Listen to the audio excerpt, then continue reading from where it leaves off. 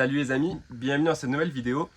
Tout d'abord, désolé, je vous ai complètement laissé tomber dans les daily vlogs. J'avais prévu de faire une vidéo par jour pendant tout le temps où Alison et Liam n'étaient pas là. Et puis voilà, les choses sont allées telles que j'avais pas trop le moral sur les derniers jours, donc j'ai pas eu le courage de continuer à faire des vidéos. J'ai quand même continué à travailler sur le car, mais j'avais plus très envie de filmer quoi. Voilà, bref, voilà, désolé pour ça. Je vous fais quand même une vidéo que j'avais promis sur Instagram, c'est de montrer tout ce que j'ai fait depuis la dernière fois qu'on s'est vu. Et comme je ne sais plus exactement ce que je vous ai montré, ce que je vous ai pas montré, grosso modo, je vais faire un résumé total de tout ce que j'ai fait en travaux depuis qu'Alison était partie. D'ailleurs, ils sont revenus, hein. Bon, vous en doutez quand même depuis le temps, ils sont revenus il y a bien longtemps, il y a belle lurette. Mais voilà, bon, je vous montre un peu tout ce qui a été fait et voilà. Bon, comme vous savez, dans le car, maintenant, on y vit. Ce qui fait que je ne suis pas tout seul. Il y a de la vie. Il y a Alison derrière, il y a Liam en bas. Voilà, quoi. Bon, première chose, il y a ce fameux tableau. On n'a toujours pas fait les photos. On les fera bientôt. Bon, on ne les a pas encore faites. On avait lancé les paris sur Instagram. À votre avis, dans combien de temps on va mettre les photos? Il y a pas mal de personnes qui ont dit 1 an. Alors, ça fait beaucoup, 1 an, mais je pense qu'on sera... Ça fait quoi? Ça fait 3 mois qu'on l'a acheté, ce truc? Oh, t'es sûr? En tout cas, ça fait un bail. Ça fait un bail qu'on l'a acheté. Donc, j'ai fait là, les petites baguettes, parce qu'ici, vous voyez, ici, je ne l'ai pas encore mise, la baguette, parce qu'il faut que j'en rachète une. Donc, voilà, j'ai mis les baguettes ici pour cacher les trous. Et là, j'ai fait la box pour aller cacher derrière, en fait, j'ai les gaines. Donc, j'ai fait 3 petites boxes et je suis allé mettre dessus notre écran pour connaître l'état de nos batteries et notre petite station météo. Et en haut, je pense que là, je vais mettre une photo, quelque chose comme ça. Voilà, ça cache un peu. Ici, je dois mettre encore une attache là. D'ailleurs, si vous avez des idées, on aimerait bien faire pour la bibliothèque quelque chose qui tient. Alors moi, je pensais une barre en métal que je vais aller tordre là, qui va tourner là, qui va revenir là et descendre, se fixer là. Mais bon, ça fait pas mal de travail. J'ai pas ce qu'il faut pour aller tordre des barres en métal. Donc, si vous avez une idée, je suis preneur. Dans l'ordre. Ah ouais, nos tours de fenêtre. Les tours de fenêtre, alors j'ai pas fait grand chose, j'ai juste fixé, voilà, parce que ça fait un moment qu'on les avait posés, mais qu'on les avait pas fixés. Au niveau de la table, il faut que je fasse une fixation. Je savais pas comment faire tenir la table, du coup, je suis parti là-dessus. Un truc tout simple, c'est un trou, là, dans la table. Et en fait, ici, avec cette petite charnière, il y a une vis qui est fixée, et juste, je peux venir la lever. Ça libère la table, on peut la déplacer. Et ensuite, quand je la ramène, je rebaisse. La vis, ça se remet dans le trou. Et là, la table, on voit, elle bouge pas, quoi. Voilà. Un petit truc tout bête aussi qu'on avait vraiment hâte de faire. On avait commencé avec Alison avant qu'elle parte et j'ai terminé tout seul. Ce sont les petites baguettes ici. Là, ces box, en fait, on en a un peu partout, des box comme ça. On en a là, on en a derrière. On en a entre chaque fenêtre, en fait. Et on voulait mettre voilà, des petites baguettes, ça faisait très moche sans les baguettes. Et là, je trouve que ça fait vachement plus clean, quoi. Ça fait fini. Ensuite, un truc qui m'a pris du temps, et ça c'est obligatoire pour la Dreal, tous les tiroirs qui sont au-dessus de quelle hauteur? 1 mètre, c'est ça? Bah oui, normalement. 1 mètre. Bon. Tous les tiroirs qui sont au-dessus de 1 mètre doivent être fixés. Il faut que ça soit une fixation qui ne puisse pas s'ouvrir tout seul en fait quand on roule. Et si je dis pas de bêtises, il y a marqué qu'il faut que ça s'ouvre en minimum 2 mouvements. Un truc comme ça. Il ne faut pas que ça soit un truc tout simple. Par exemple, on ne peut pas mettre juste un aimant, vous savez, qu'on met sur les portes de placard, où on tire et clique, ça désaimante. Enfin voilà, il faut un truc quand même assez solide. Donc nous, on n'a pas mis que sur les tiroirs de plus d'1 mètre, on a mis sur tous nos tiroirs parce qu'on l'a expérimenté quand on a essayé de faire tourner un peu le bus. C'est que même les tiroirs tout en bas de la cuisine, genre celui-là, il s'était ouvert assez violemment, il s'était pas mal abîmé. Donc on a mis nos fixations sur tous les tiroirs et je vous montre, c'est un truc qui est génial, qu'on avait quand on était en appartement, c'est une sécurité pour les bébés. Ça fonctionne comme ça, ça c'est le petit loquet qui va venir se verrouiller là-dessus. En fait, soit il est en mode ouvert tout le temps, soit là il est en mode verrouillage. Donc là, si je ferme, hop, on ne peut plus ouvrir, ça tient. Et du coup, on va venir avec un aimant. Hop, là, on a entendu, ça a fait clic. Et ensuite, il n'y a plus qu'à ouvrir le tiroir. Sauf que là, j'ai qu'une main. Donc, hop, voilà. Et là, ça déverrouille. En fait, je vous montre là, grosso modo, ça ressemble à ça. Quand on approche, vous voyez, ça ouvre avec les mains. Et ça, c'est super bien. Du coup, on a mis ça sur tous nos tiroirs. On en a mis sur tous les tiroirs de la cuisine. On n'en a pas mis sur les tiroirs de la table parce qu'on ne peut pas aller mettre le loquet en fait. Il faut que le loquet ici, si on mettait le loquet, là, on pourrait mettre le petit truc qui réceptionne. Par contre, pour les autres tiroirs, ici, on peut pas. Parce que le tiroir, il prend vraiment tout. Il n'y a pas d'endroit où on peut aller mettre le petit récepteur du loquet. Si je le mets là, ça sera sur le deuxième tiroir. Du coup, les deux vont s'ouvrir ensemble. Donc, je pense peut-être faire un système de douille. Je vais faire un trou ici et aller rentrer une douille dedans. On a fait ça aussi pour tous les tiroirs de la commode. Donc ça, c'était assez long. Et les tiroirs de la salle de bain. De quoi? Coller, visser. Coller, oui, coller, visser. Parce qu'en fait, ils sont fournis, en fait, ce système. Là, je vous le remontre. Ce système-là, c'est fourni avec un espèce de double face du 3M qu'on met derrière. Comme ça, on vient coller ça, on vient coller l'autre. Et normalement, ça tient suffisamment. Mais comme nous, on voulait vraiment un truc solide, on a mis aussi des petites vis qui sont fournies. Hein. Voilà, 2 petites vis pour là. Et 2 petites vis pour le récepteur. Donc voilà, il y en a qui mettent du double face. Et nous, chez nous, on avait laissé que le 3M. Mais ici, on préfère quand même mettre les vis pour que ça tienne un peu plus, quoi. Et l'avantage, c'est qu'on peut la désactiver tout le temps. Ouais, c'est ce que j'ai montré. Qu'on peut le désactiver. Là, il y a le petit... le petit loquet qui sert à laisser tout le temps ouvert, et ça c'est très pratique parce qu'en fait nous, Liam, maintenant on n'a plus besoin de verrouiller les tiroirs, donc ce qu'on fait c'est qu'on va les verrouiller uniquement quand on roule, et dès qu'on arrive à destination, clac clac clac, on les déverrouille tous et au moins ça reste tout le temps ouvert, parce que c'est quand même très chiant quoi, si à chaque fois on veut ouvrir un tiroir il faut aller remettre l'aimant, c'est un peu gonflant quoi. Désolé, c'est un peu le bordel dehors, hein. On a toutes les chaussures, en plus on a des affaires de plage en train de sécher. Non, on a cette moustiquaire là qu'on a installée, qu'on a acheté chez Action. Donc super bien cette moustiquaire, on passe, hop, en ouvrant comme ça et elle se réaimante toute seule. Donc là j'ai pas mal galéré parce que on a déjà la porte, quand on va aller fermer, vous voyez, on a le système là de la porte qui va pousser, donc juste à des aimantes, c'est pas très grave. Par contre, la moustiquaire est pas assez grande, elle est plus petite que la porte. Donc pour la partie du haut, là je suis allé fixer un tasseau avec des écrous. Et dans la partie du haut, j'ai mis une moustiquaire directe, une vraie moustiquaire. Alors on voit pas très bien dans la vidéo. On voit mieux comme ça. Ah, on voit mieux comme ça. Une moustiquaire fixe quoi, que j'ai fait. Alors c'est pas magnifique, hein. Elle bombe, elle passe au-dessus du système parce que sinon je pouvais pas faire passer en dessous en fait. Avec les barres métalliques là qui en plus bougent, ça m'arrachait toute la moustiquaire. J'ai fait plein de tests, tous différents et finalement ça reste le mieux. J'ai aussi mis les moustiquaires aux fenêtres. Là on les voit. À cette fenêtre et la fenêtre d'en face, et j'en avais plus, mais il faut que j'aille à rajouter aux autres fenêtres. On a la fenêtre de la salle de bain, c'est important, et cette fenêtre je sais pas si on va en mettre parce qu'en vrai on l'ouvre quasiment jamais, comme la moitié de la fenêtre est dans la chambre de Liam, on la laisse tout le temps fermée là avec cette espèce de volet. Toi tu veux en mettre? Oui, je voudrais l'ouvrir là. Ok, bah voilà, il faudra en mettre. Je vous ai dit, on est dans le jus, hein. Il y a Alison qui est en train de préparer la pastèque. Le bus, c'est un peu le bordel. Et encore, on essaie de ranger un peu tous les jours. Bon, ensuite, dans les escaliers, je suis allé mettre toutes les baguettes là, les petites baguettes de finition. Ici, il n'y avait pas de lino. Je suis allé racheter le lino ici, le lino là. Petite baguette d'angle. C'est jamais parfait. Moi, je suis pas très doué pour les finitions, mais je trouve que je m'en suis pas trop mal sorti. Voilà. Je suis allé peindre les tasseaux là en noir. On voit que là, la peinture, elle est pas à ras. C'est dommage. Il faudrait que je repasse pour vraiment que ça aille à ras et qu'on ne voit pas les délimitations. Alors je vous fais pas tout le tour du bus, mais je suis allé mettre aussi les plaintes partout. Je les ai mis voilà, tout autour du bus. Plaintes qu'il va falloir peindre. Sauf que si je ne les ai pas peintes, c'est simplement parce que vous voyez le mur, il est, alors on voit pas énormément, si on voit un peu quand même, il est vachement sale. Ils ont beaucoup noirci nos murs parce que voilà, à force de les toucher et tout, on les salit. Donc je vais tout repeindre et quitte à tout repeindre, j'en profiterai pour repeindre pour peindre tout court les plaintes. Ah oui, bon ça, je vous l'avais montré, l'espèce de petite box de rideau là. Voilà, pour que la lumière passe moins au-dessus du rideau. Pareil, les baguettes là autour de la sortie de secours. Au niveau de la salle de bain, la box, je l'ai terminée. Donc j'avais les 4 baguettes à mettre et le truc là pour tenir les savons qui marche très bien. Il faut que je refasse tous mes joints.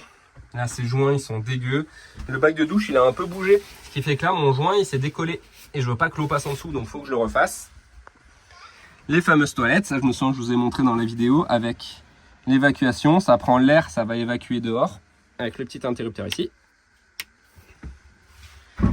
On a acheté cette poubelle là, qui, je pense, on va la fixer en hauteur, sans le capuchon. Et ça, c'est notre réserve de sciure. Parce qu'actuellement, notre sciure, on l'a mis là-dedans. Et en fait, on en met tout le temps partout, là, vous voyez. Il y en a tout le temps un petit peu autour autour du sac. Et dès qu'on bouge le sac, ça en met partout par terre. Voilà, et même Liam a son petit pot avec sa petite sciure. J'en ai pas parlé, mais vous avez dû le voir, on a acheté des rideaux aussi. Des jolis rideaux qui sont... C'est quoi cette couleur? C'est pas vraiment du rouge? Non, c'est pas rouge. Du brick? Oui. Du brick, voilà. On a acheté des rideaux couleur brick, alors ils sont immenses. Genre là, j'ai dû le replier 3 fois sur lui-même pour pas qu'il pende par terre.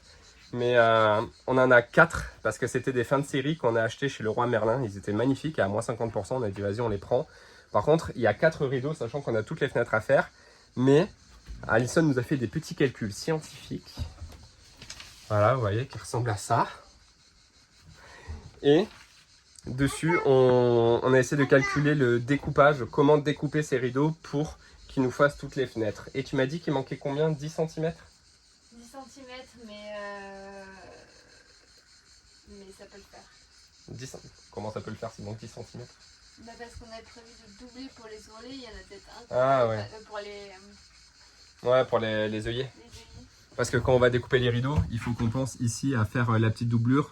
Donc c'est le rideau qui se rabat sur lui-même pour ensuite aller rajouter des œillets dedans. Donc ouais, peut-être qu'on peut gagner si on fait pas le rabattement. Sur un. Sur un. Ok. Sachant qu'en plus là au niveau du pare-brise devant, on va mettre un rideau différent. On a acheté d'autres rideaux qui sont là. On a acheté ces rideaux, voilà, plus simple, qui vont nous faire le pare-brise. Voilà, et après il reste encore pas mal de choses à faire. Hein. La moustiquaire que je vous ai montré sur la porte avant, la porte arrière je ne l'ai pas encore faite sur la porte avant et il faut vraiment que je la fasse parce qu'il fait chaud. Il fait vraiment chaud. Il fait vraiment chaud et on ne peut pas ouvrir la porte parce qu'on se fait attaquer par les moustiques, hein, c'est violent. Voilà, niveau mécanique, j'ai pas fait grand chose depuis. Juste j'ai regardé au niveau de la soute arrière gauche. Ah, je vais vous la montrer d'ailleurs, je l'ai bien organisée, j'en suis fier de ma petite soute. J'ai pas fait la chambre. Ah, je vous ai pas montré la chambre. Ah, je vous montre la chambre, après je vous montrerai la petite soute. Dans notre chambre, donc il y a cette fameuse moustiquaire dont je vous avais déjà parlé, qui fait tout le tour. Vous savez, ces moustiquaires enfin pas champignons, je sais pas qu'on appelle ça, qui se mettent autour du lit, qu'on fixe au plafond, qui font tout le tour du lit. Bon, on a mis ça, donc il fait tout le tour de la chambre. Alors le truc, c'est que elle tient pas super bien en fait. Vous voyez tous les trucs noirs qu'on voit un peu partout? C'est des petits scratchs et en fait avec la chaleur, les scratchs ils sont collés avec la chaleur, ils tombent et du coup il y a à moitié les moustiquaires à chaque fois qu'ils tombent, il faut juste aller les recoller. Alors vous allez me dire, les scratchs je pourrais les agrafer ou même carrément je pourrais agrafer la moustiquaire, au moins elle bouge pas. Et j'hésitais à faire ça mais en fait je veux pas le faire parce que je veux pas avoir des trous dans mon plafond. La moustiquaire je pense pas qu'on va la laisser toute l'année, là pour l'instant c'est l'été, il y a des moustiques, on la laisse. Mais après je pense peut-être que l'hiver on l'enlèvera parce que ça fera un peu moins étouffant. Et je veux pas avoir à chaque fois, tous les ans, à remettre la moustiquaire, à remettre des agrafes, à la fin le plafond ça sera un gruyère quoi. Donc c'est pour ça que j'ai pas agrafé, que j'utilise pour l'instant le double face qui est fourni avec les scratchs, mais voilà, ça tient pas très bien avec la chaleur. Parce que la journée il fait super chaud dans la chambre. Et d'ailleurs, pour gérer la chaleur, je vous en avais parlé, on a la clim là. D'ailleurs il y a les étagères là aussi que je vous ai pas montré. On a, j'ai fait, ah oui mais je sais, je vous avais montré, j'ai fait les 2 étagères, là voilà on a mis les jeux de société, et là-haut c'est un petit bordel. Du coup notre clim, on nous a demandé, on m'a pas mal demandé des retours sur la clim, savoir si elle était efficace. Et écoutez franchement ouais elle est efficace. Alors comme je pense que je l'avais dit déjà quand je vous l'avais présenté, et je l'ai redit sur Instagram, bref je le dis à chaque fois qu'on pose la question, elle est efficace pour des petites pièces, c'est une petite clim, elle est faite pour des petites pièces. C'est-à-dire que nous, on ne peut pas l'utiliser pour refroidir tout le car, parce que le car fait 30 mètres carrés et elle n'est pas faite pour envoyer du froid sur autant de surface. Par contre, dans la chambre, elle est vraiment efficace. On la lance 10 minutes avant d'aller au lit ou d'amener Liam à la sieste et elle nous fait largement suffisamment de froid, quoi. Elle ne consomme pas beaucoup, elle consomme 400 watts quand elle tourne en mode clim et c'est vraiment bien. Et sinon, quand il ne fait pas froid, on met la ventilation, elle permet aussi de faire, quand il ne fait pas chaud, on met la ventilation parce qu'en fait nous ça nous fait un bruit blanc, ça nous arrange quand Liam il dort, ça évite qu'il entende le bruit qu'on fait dans le car. Voilà, ici ce bout de scotch là, bon c'est vraiment pas beau mais on a mis ça en fait parce que la clim telle qu'on l'a mis, elle est orientée vers là, donc elle soufflait en fait là juste contre le mur et ça refroidissait pas bien. Du coup en fait j'ai mis ce petit bout de scotch pour aller orienter un petit peu et que l'air aille dans la chambre. Et comme ça c'est vachement mieux, franchement ça fait une sacrée différence. Voilà, après, quoi dire de plus, on en est content quoi. Le truc c'est qu'on m'a demandé des retours, mais on m'a pas demandé précisément des retours sur quoi. Donc oui, elle refroidit bien.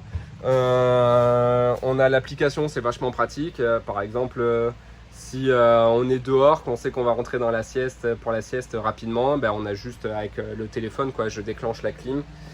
Même quand on est dans le salon, si on voit qu'il commence à faire un peu froid, Liam fait la sieste, pas besoin d'aller là-bas pour la bouger, quoi. On prend le téléphone, on change la température. C'est quand même bien pratique. Et après, voilà, il y a la batterie. Mais la batterie, on s'en sert pas parce que on est branché en 220, quoi. Donc elle pourrait nous servir. D'ailleurs, elle va nous servir, c'est vrai, ça c'est un truc, il faut que je vous en parle aussi.